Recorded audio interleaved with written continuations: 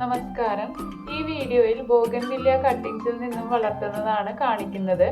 സാധാരണയായിട്ട് നമ്മൾ bougainvillea cuttings കൊണ്ട് നട്ടാൽ വരാറില്ല. ഞാനും ഒരുപാട് തവണ ഫെയിലായതാണ് കട്ടിങ്സ് നട്ടിട്ട്. വരാത്തതിന് കാരണം നമ്മൾ ചൂസ് ചെയ്യുന്ന കട്ടിങ്സ് കറക്റ്റ് അല്ലാത്തത് കൊണ്ടാണ്. റൈറ്റ് കട്ടിംഗ് ആണ് ചൂസ് ചെയ്തതെങ്കിൽ അത് വരുന്നുണ്ട്.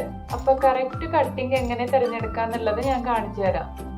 ഇപ്പൊ ഇതിൽ കാണുന്ന കമ്പ് കണ്ടാൽ അറിയാം ഇത് മൂപ്പ് എത്തിയിട്ടില്ല. ഇതിന്റെ കമ്പിന്റെ കളർ പച്ച കളറിലാണ് ഉള്ളത്. അപ്പൊ ഇങ്ങനത്തെ കട്ടിംഗ് ആണ് നമ്മൾ നടുന്നതെങ്കിൽ ഇത് ജീവിക്കില്ല.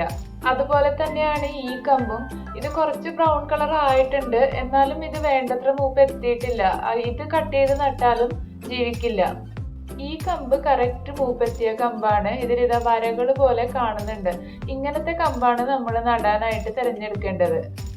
പക്ഷെ നടാൻ ഐഡിയൽ ആയിട്ടുള്ള കട്ടിങ് എന്ന് പറയുന്നത് മൂത്തതും മെലിഞ്ഞതുമായ തണ്ടാണ്. ഏതാണ്ട് ഒരു 2 വർഷം പ്രായമെത്തിയ തണ്ടാണ് ഏറ്റവും നല്ലത്.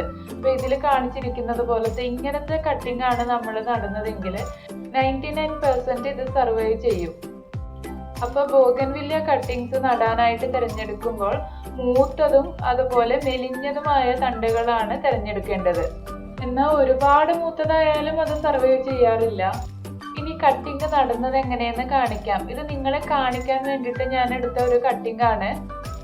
കട്ടിങ് തിരഞ്ഞെടുത്ത ശേഷം നമ്മൾ എടുത്ത കമ്പിന്റെ മുകൾ ഭാഗത്ത് ഇളം തളിരുണ്ടെങ്കിൽ, അത് പച്ച കളറിലുണ്ടെങ്കിൽ അത് കട്ട് ചെയ്ത് കളയണം. അതുപോലെ തന്നെ അതിൽ ഇലകളൊക്കെ ഉണ്ടെങ്കിൽ ഇലകളെല്ലാം പറിച്ച് കളയണം. കാരണം ഇലകൾ ഉണ്ടെങ്കിൽ അതിലൂടെ മോയ്സ്ചർ നഷ്ടപ്പെടും. അത് മാത്രമല്ല, ഈ കമ്പ് തളിർക്കണമെങ്കിൽ ആദ്യം അത് ഇലകളെല്ലാം ഉതിർത്ത് കളയണം. അപ്പോൾ ഇലകൾ ഉതിർക്കാൻ വേണ്ടിയിട്ട് അതിൻ്റെ എനർജി കുറേ നഷ്ടപ്പെടും. അതുകൊണ്ടാണ് നമ്മൾ ഇലകളെല്ലാം നമ്മൾ തന്നെ കട്ട് ചെയ്ത് കൊടുക്കണം എന്ന് പറയുന്നത്. ഇനി ഈ കട്ടിങ്സ് നടാൻ 2 ചെറിയ കപ്പ് സൈസിലുള്ള പോട്ട് എടുത്തിട്ട് അതിൽ മണ്ണ് നിറച്ച് നനയ്ക്കണം. ഇപ്പോൾ ഇങ്ങനത്തെ പോട്ട് ഇല്ലെങ്കിൽ പ്ലാസ്റ്റിക് ഡിസ്പോസിബിൾ കപ്പ് കിട്ടുമല്ലോ, അത് തുളച്ച് അതും ഉപയോഗിക്കാം. ഇനി കട്ടിങ്സ് 2 തരത്തിൽ നടുന്നത് എങ്ങനെയെന്ന് കാണിക്കാം. ഒരു കട്ടിങ് നമ്മൾ തൊലി ചിരണ്ടിയിട്ട് നടാം. അതായത് നടുന്ന ഭാഗത്തെ താഴത്തെ ഭാഗത്തെ മുകളിലത്തെ തൊലി ഇതുപോലെ ചിരണ്ടണം. ഈ പച്ച കളർ മാറി വെള്ള കളർ കാണുന്നത്രയും ചിരണ്ടണം.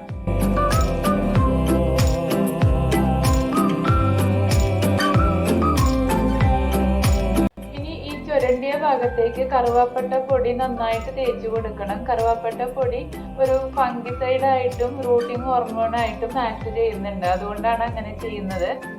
എന്നിട്ട് ഈ കമ്പ് നമ്മൾ നട്ട ശേഷം നന്നായിട്ട് ഉറപ്പിക്കണം മണ്ണിൽ.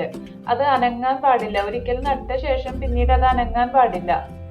ഇനിയൊരു കമ്പ് ഇതുപോലെ തൊലി ചുരണ്ടാതെ നേരിട്ട് നടാം.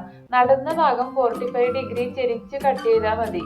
ഈ 2 രീതിയിൽ നട്ടിട്ടും എനിക്ക് വ്യത്യാസമൊന്നും തോന്നിയിട്ടില്ല. രണ്ടിനും തളിർത്ത് വരാനായിട്ട് ഈക്വൽ ടൈം തന്നെയാണ് വേണ്ടത്.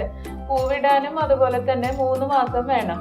ഇപ്പൊ ഈ കട്ടിങ്സ് നട്ട പോട്ടിന് ഇനി ഒരു 2.5-3 മാസത്തേക്ക് ഷെയ്ഡിൽ വെക്കണം, നന്നായിട്ട് വേര് പിടിച്ച് വരുന്നത് വരെ. ഈ കമ്പുകൾ നട്ടിട്ട് ഏതാണ്ട് ഒരു 20-25 ദിവസമായി.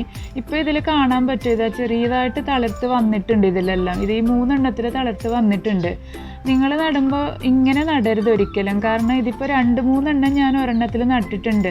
ഇതിനി വളർന്നു വന്നാൽ നമുക്ക് ഇതിൻ്റെ പോട്ട് മാറ്റി ഇതിനെ ഓരോന്നും സെപ്പറേറ്റ് ചെയ്ത് മാറ്റി നടുമ്പോൾ ചിലതൊക്കെ നശിച്ചു പോകും. അപ്പോൾ ഒരു പോട്ടിൽ ഒരെണ്ണം മാത്രമേ നടാൻ പാടുള്ളൂ. കട്ടിങ്സ് നട്ടിട്ട് തളിർത്ത് വന്നതാണ് ഇതൊക്കെ. നിങ്ങൾക്ക് ഇത് കാണുമ്പോൾ മനസ്സിലാകും എത്ര മെലിഞ്ഞ കമ്പാണ് ഞാൻ നട്ടത് എന്നുള്ളത്. കട്ടിങ്സ് നട്ടിട്ട് 2 ആഴ്ച കൊണ്ട് തന്നെ ജീവൻ വരും എന്നൊന്നും നിർബന്ധമില്ല.